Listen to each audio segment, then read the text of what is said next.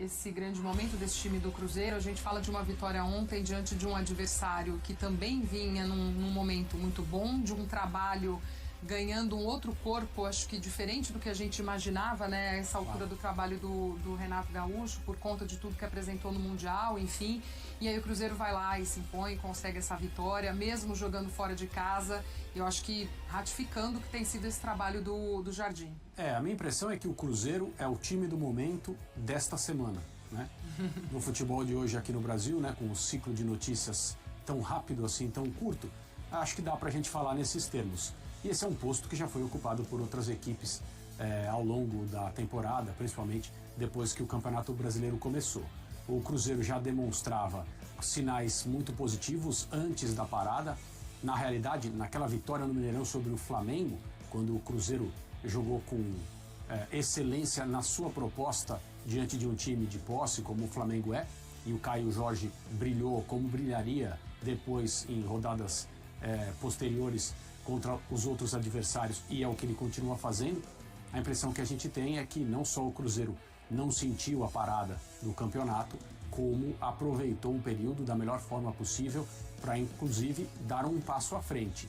Individualmente, alguns jogadores brilham, o Cruzeiro coletivamente não brilha sempre, no sentido de, nossa, como está jogando essa equipe, mas o nível de competitividade dentro e fora de casa é notável.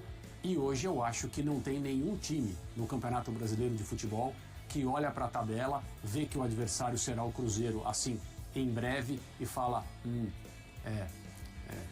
temos boas possibilidades. Não temos. O Cruzeiro, nesse momento, contra todo mundo, é um time a ser considerado serissimamente como favorito ao jogo.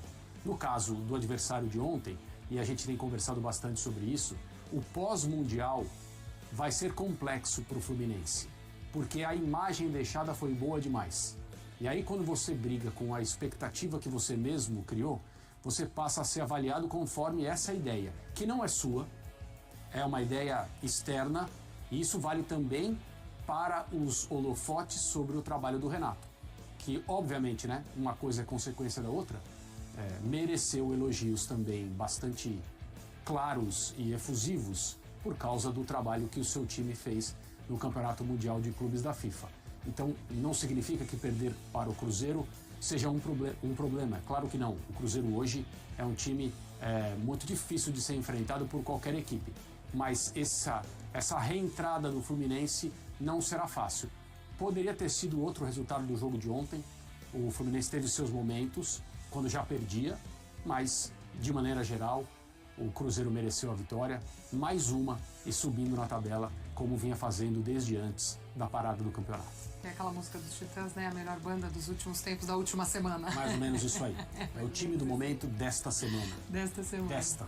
Não da outra e talvez nem da próxima. Mas, André, esse trabalho do Léo Jardim, não só nessa semana, do Leonardo Jardim, não só nessa semana, mas como começa, daquele momento turbulento, daquela coisa de saída de jogadores. Sim. E do que ele tem que também bancar mesmo. Olha, o mercado foi forte desse Cruzeiro, de jogadores caros e de nome e tal, mas ele também teve esse poder de falar, olha, esse vai ficar aqui no banco. O Gabigol hoje espera a sua vez de jogar. Ele encaixa um Caio Jorge ali que em alguns momentos chegou a ser criticado pela torcida. Enfim, ele teve esse poder de fazer o seu trabalho, de poder reorganizar e remontar ali o que ele já tinha em mãos, porque não foi um time que ele montou. Então, acho que isso também é muito importante da gente ver, que a gente sempre fala e briga aqui com continuidade de trabalho e com essa não é liberdade, essa possibilidade de se trabalhar mesmo do treinador, Você falou uma frase no material que a gente mostrou agora há pouco sobre o Cruzeiro que explica tudo. É o resultado de um trabalho respaldado.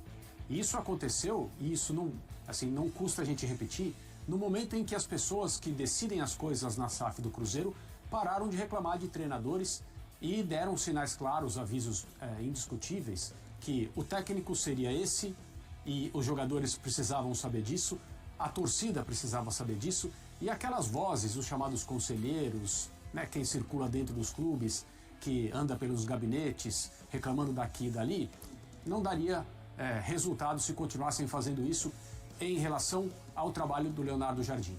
E aí, no meio desse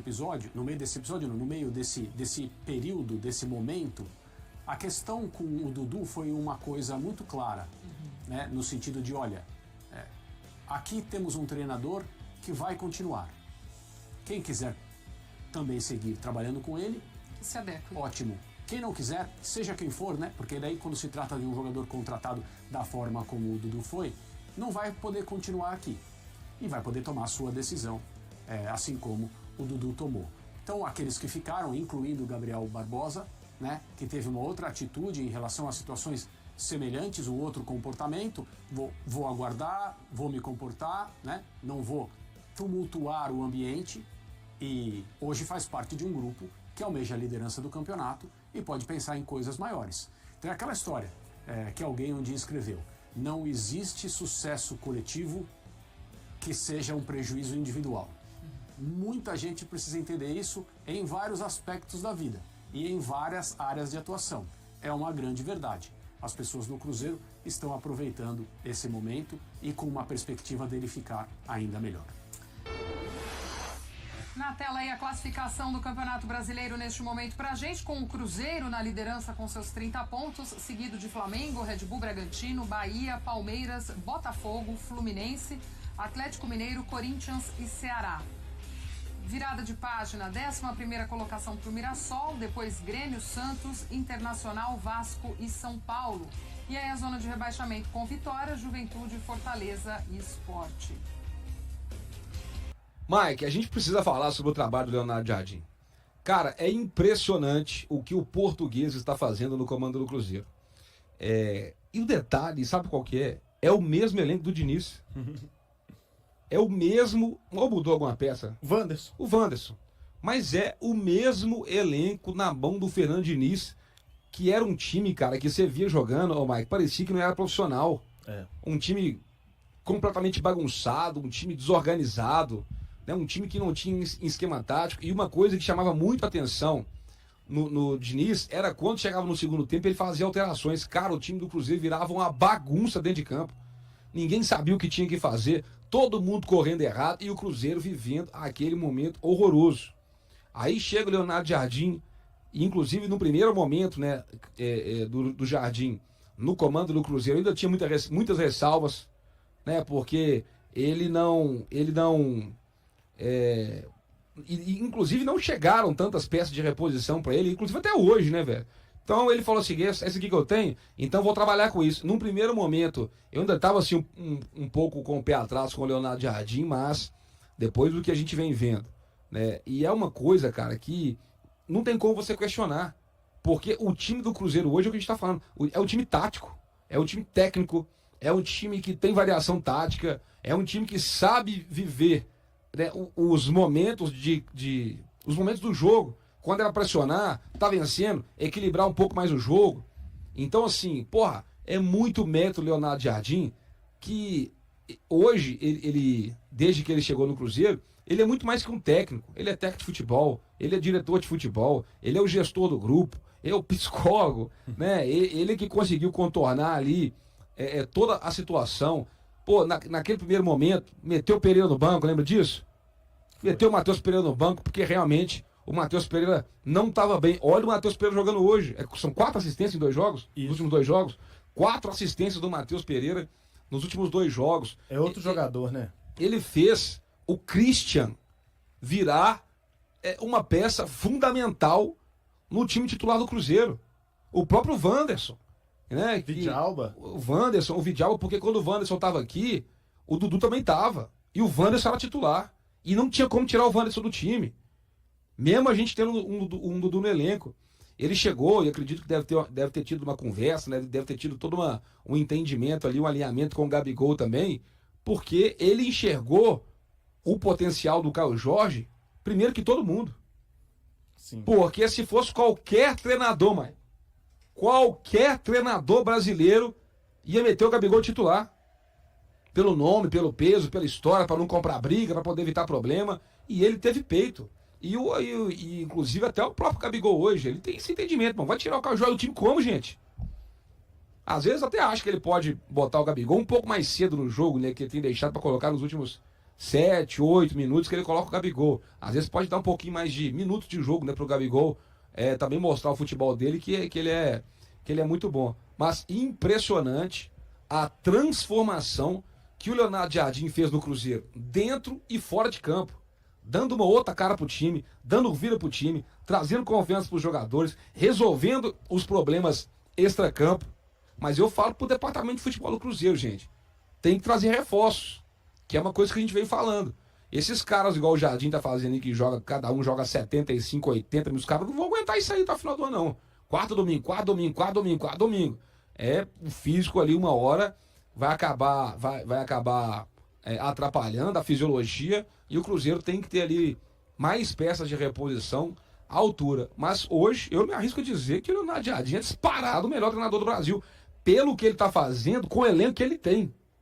Porque você compara o elenco do Cruzeiro com o elenco do Flamengo, com o do Palmeiras, os caras têm um elenco muito mais forte. E o Leonardo Jardim tá tirando leite de pedra, assim, né, devido às comparações, com o que ele tem na mão. Ele consegue hoje, Mike, extrair o melhor de cada um. O Cássio estava muito questionado quando o Jardim chegou, hoje o Cássio é absoluto. O próprio Caio Jorge, que vivia um mau momento, tinha perdido aquele pênalti lá, ficou triste pra caramba, vive um ótimo momento. Cristian jogando muita bola, Matheus Pereira recuperou bom futebol, Wanderson jogando muita bola, outro estava mal um tempo atrás, e hoje, cara, inquestionável. Lucas Silva, uma outra coisa, o Romero também, ele é um outro jogador na mão do Leonardo Jardim, cara, porque o Romero, o Cruzeiro tinha um esquema com o Diniz, que o Romero ficava muito exposto, porque ele tinha que participar ali da construção da jogada, sair jogando que não é a dele.